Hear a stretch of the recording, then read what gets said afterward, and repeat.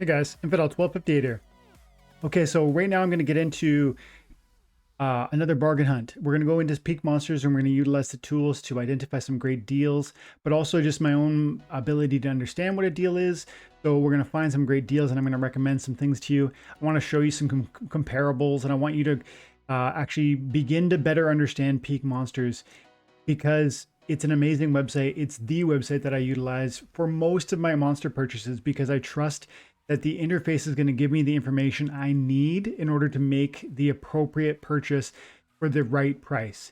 And everything from bids to rentals to massive purchases or even big delegations. All of that is so much easier at Peakmonsters. And there's just a plethora of tools that will help you make all of your life easier in the Splinterlands game. And what's more, Jarvie, the guy who made the website, he has his own website on YouTube and he does great content. And the other day I was told by one of the guild members that Jarvie had done a video talking about some of the different tools in Peakmonsters. And I went over and watched it and it was like 30 minutes long and it featured a ton of different stuff I didn't even know about the Peakmonsters tools and utility. And so you guys should follow Peak Jarvie on YouTube. He's only got 250 subscribers and the guy literally created the tools that we use every day. I think he has a thing or two to say about how useful or how you can use them. And so do yourself a favor, check out his channel. Look at all these videos. He's got just explaining rentals or using the tools that are available on the website so that you can find great deals. So check it out. Make sure you subscribe and let them know that I sent you. And today I want to talk about Peakmonsters, like I said, and we're going to go there and we're going to look at those tools.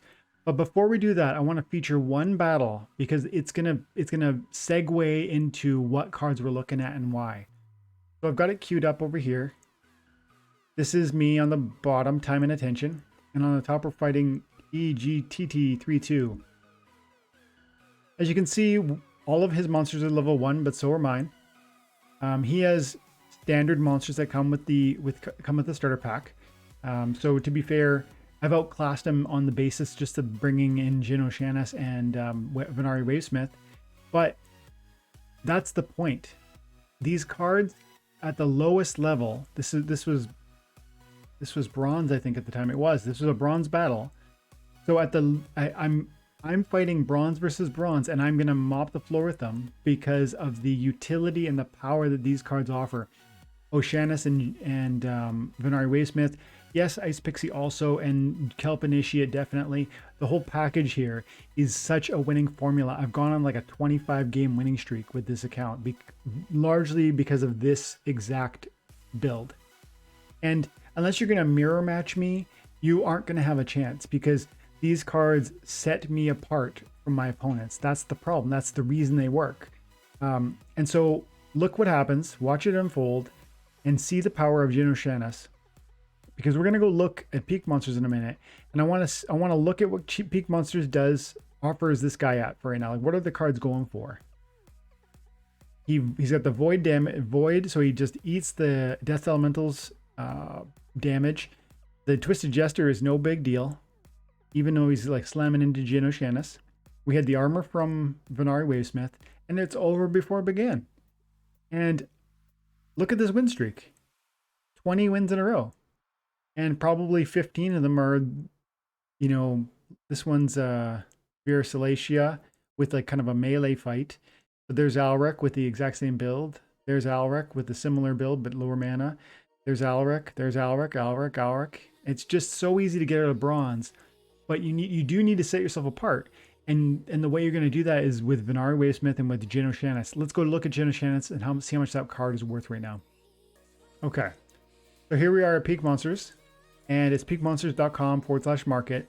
And this is, like I said, this is the search site that I use for all of my accessing for buying, selling, renting. And I've done so for years. And I've made a ton of money because of the tools that they've got here.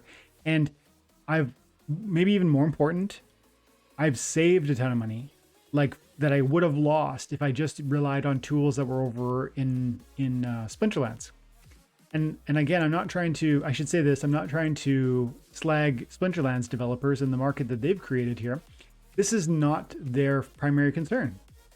Splinterlands is a video game, and they happen to, the marketplace is secondary. They need to focus on playability, they need to focus on game design, they need to focus on, you know, new card packs that are coming out, and on and on and on. That's all their primary concern. The market is a tertiary or secondary, or, you know, it's an afterthought. We just need a place where you can put the cards up. This is not their focus. And so I don't blame them that it's not as good as Peakmonsters, but it's important to know that it's not as good. And I've said before, and it's not as good in many, many ways. But one of the simple ways I'll quote you right now, or show you again right now, is Venari Heatsmith here. It's a card I own, and I can see that this card has 1 BCX, and it's 14 cents US, according to the estimated value here. So I could go like this, and I could just go ahead and sell it, and I could sell it for 14 cents. And that's what it says the suggested price is. So I'd be doing the right thing probably, right? I feel confident in saying that I doubt that's the right price. Let's put it that way. The reason that I say that is, let's go over to Peakmonsters. I have to open up a new window because I don't want to break my search results. But let's look. So there's the Heatsmith. And look, this is the card I was just going to sell for 14 cents. It's selling for 15.7 cents, the cheapest copy. And that's only one copy in the whole world at that price. So why would I sell mine for 14? And then if that's one copy that's at that in the 15s, but look at all these copies in 16, why would I sell mine for 14 cents? These ones are 17 cents, 18 cents. Like on the first page, we're already up to 18 cents. My point is that Splinterlands grabs like the cheapest possible price and says, if you list for this, you're going to be the new low. You're going to be the most available. Your price is going to be desirable. But I don't want a desirable price. I actually want a price when you're buying or selling crypto, when you're buying or selling monsters, you don't rush in and just buy whatever the ask is. When you're listing a sale, it's wise to look at what the market's at, and then decide to, you know, add 10 or 20%. And just be patient, and maybe it'll fill.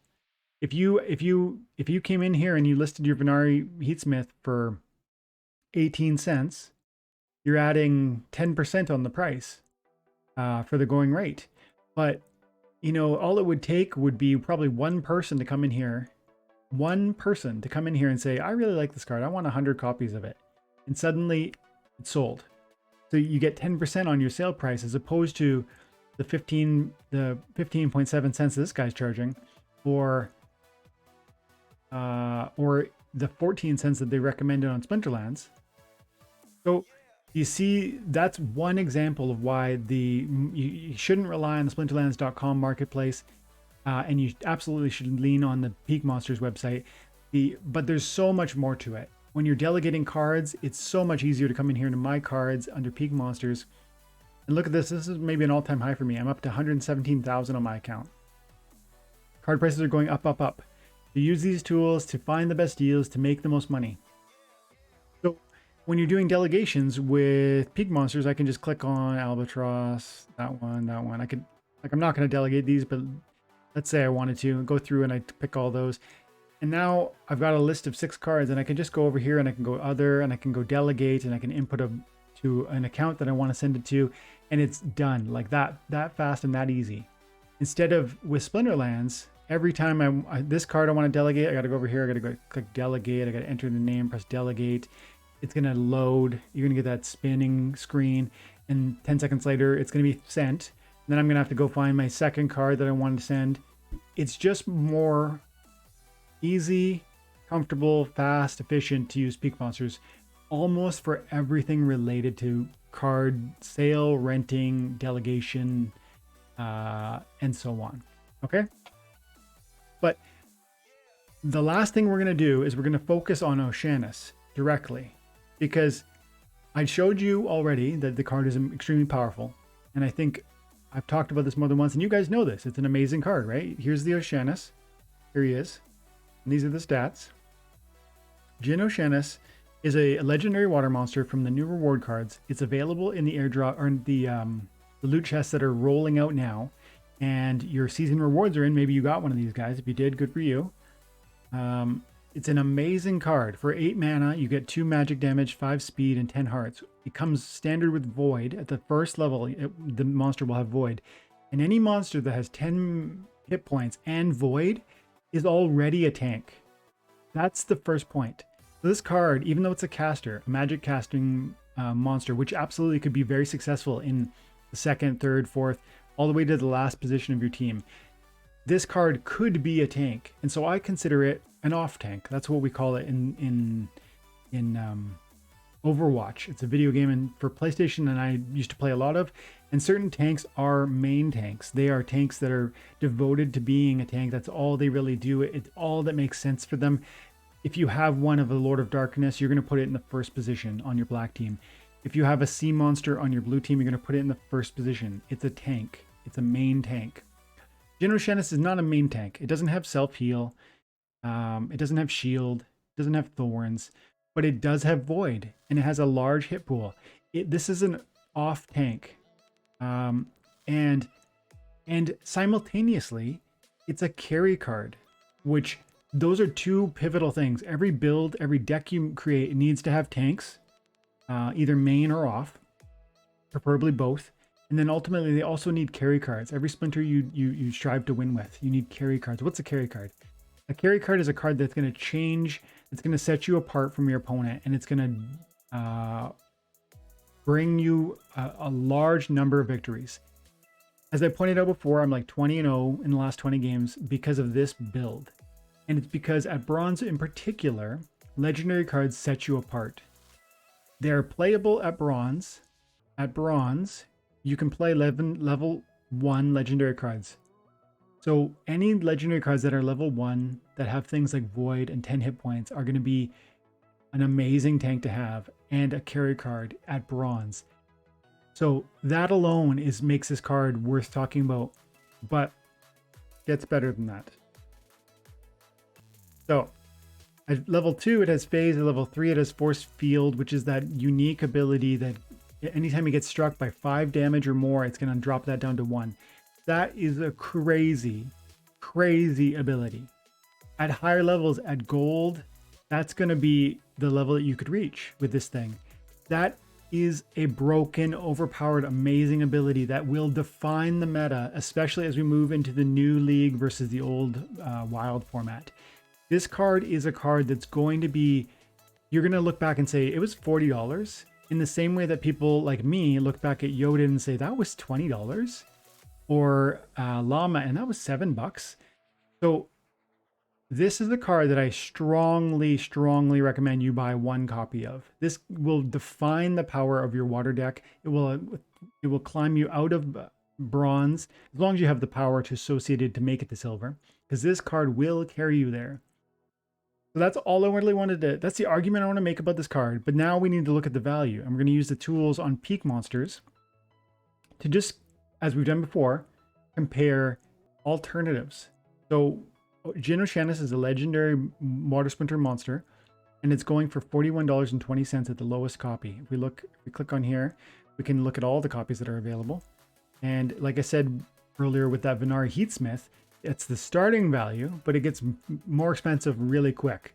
So it's $41 for that, but you have to buy, it's 3 BCX, so you're gonna have to pay $124 for that.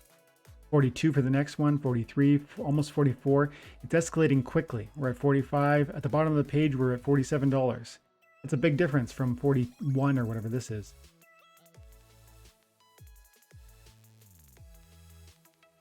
I'm going to buy this one. And I'll tell you why. I'm going to buy it now because I don't want it to get taken while I'm recording the video.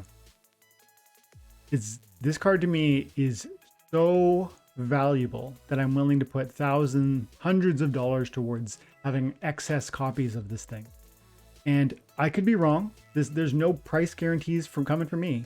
If you spend your money on this thing, understand that it's your choice and your risk. But what I'm about to show you, I think is going to at least support my argument here.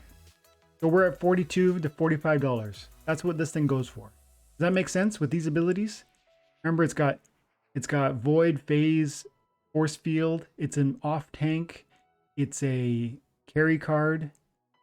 Let's go over here to a second window and we're going to look at other water splinter legendary monsters. I want you to notice this. I don't know how big it is on your screen. Make it a bit bigger. We got Genashanius here is the cheapest water legendary monster in the game.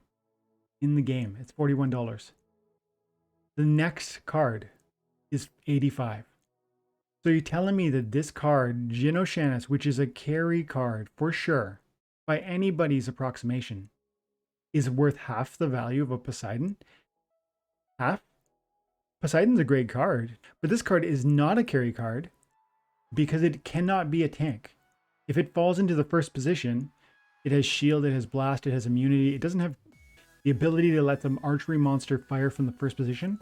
And by the lack of that alone, this card cannot be your carry card. Most of the time, you will not be able to play Poseidon in the first position. And that means that it can't by itself win you the game. Whereas Oceanus can. Yes, this card's amazing. And yes, it's powerful. But I would argue at bronze, this thing is not very powerful. At higher levels, this thing is going to be super important for a great blue team. Because you're going to want blast, you're going to want shield, you're going to want the high hit points, you're going to want the big archery damage. You're going to have access to a lot of 99 mana matches, so you're going to have the mana to play with. But in bronze, you're not going to get a lot of 99 mana matches. And so you're not going to be able to throw this guy in the 5th position or 6th position where he's going to do the most damage. Plus, he doesn't even have blast at level 1. So his most important ability doesn't come until he's at level 2, which is like a silver range. So this card is maybe technically, it's closer to a carry card at silver. And I think it's very close to a carry card at gold. But at bronze, this thing is not in the same league as Oceanus. And Oceanus is half the price. Okay, so that's one example. But then we can look at Two Gun Pete, who's $87 also. Two Gun Pete is an interesting monster for sure. 1 mana cost, but like next to no archery damage, very few hearts, redemption and stun at the highest levels. Again, very whatever at bronze. And we want 11 copies of this thing. Because yes, it's super powerful. When you get to with the stun, that's great. This would be an excellent card at level 4. But level 1 in bronze, that thing is helpful, but by no means would I spend $90 on that thing if I was playing in bronze. But I would spend $45 on Genashanius every day. For every one of my accounts would have one Genashanius. That's how important I think of that card is. Let's keep going. Phantom of the Abyss, in my opinion, is a very good comparison card. Look at this thing. Phantom of the Abyss comes with flying and dodge, which if you step back and you say, well, what are those? They are things that are going to increase the likelihood of the card living longer. Just like shield, just like void shield, just like void. So this card has evasiveness, whereas Oceanus has just the tankiness that comes from void. And then also this card has 7 hit points. Oceanus has 10. So this card is less sustainable, less resilient, but it comes out of the gate with 3 magic as opposed to the 2 that Oceanus offers. At level 2, it's got Demoralize, and level 4, it's got Headwinds. This card is absolutely amazing at level 4. And it's very good at level 1. Very good. Even in the bronze level, it's going to be very good for you. But it sells for $200. It sells for $200. $194 for that one copy of it. And it's probably worth it, honestly. But when we're looking for deals, when we're using these tools in the interface to really understand where a card rests within the marketplace, it's important to do comparisons like that. And Genashanius is a bargain for $45, especially in my mind, is because it's probably better than the Phantom of the Abyss, but it's at least comparable. And the Phantom of the Abyss is selling for 5 times its value. So this is the problem that people don't, when cards get released, and Genashanius has been out for like a month or two now. But people understand it's awesome, but they don't know where it sits in the overall, you know, list of power and desirability. And it takes videos like this, and it takes months and months for people to really start. Everyone starts buying it. You buy it, and then you beat someone else, and then they buy it, and then they beat somebody else, and they buy it, until everyone starts losing to it because it's so out there. And then everybody must own it. And then the price is what the price, you know, what is done. What's happened here with Oceanus, or sorry, with Phantom of the Abyss. That's my outlook on how the pricing works. And that's my opinion on what Genashanius is probably going to be going for in the not too distant future. So is if you're playing in bronze, and if you have $45 that you're willing to commit to this game with, I would tell you that you're going to find so much more ease once you buy a card like this. And yeah, I get it. It's not cheap. So don't do it just because I've said it's a great card, or even because I've said it's probably undervalued. Do it if you think this game is good, and if you enjoy playing it, and if you're willing to invest over not weeks, days or weeks, but over months and years in a game that's going to reward you for your time and attention. That's what Splinterlands is, and assets like this are valuable if you are on board with that understanding of this, because it's going to take time for these investments to mature. And I think those of us who buy this card are going to be very happy that they did, but it's not going to happen overnight. And if that sort of content and analysis is interesting to you, make sure that you like and subscribe, because we talk about Splinterlands all day, every day, since it's changed my life, and I like the idea that it might one day change yours also. Like I was saying earlier, my cards are worth about $118,000. I own land. That's going to be crazy. Just the other day, a region of land sold for $650,000 US. I have 100 plots of land. That was 1,000 plots of land. The idea that this game can change my life by the investment of time and attention, and of course some money, is amazing and exciting. And if that excites you, like, subscribe, and stick around. I'll leave it there. Thanks for your time and attention. Have an amazing day, and God bless.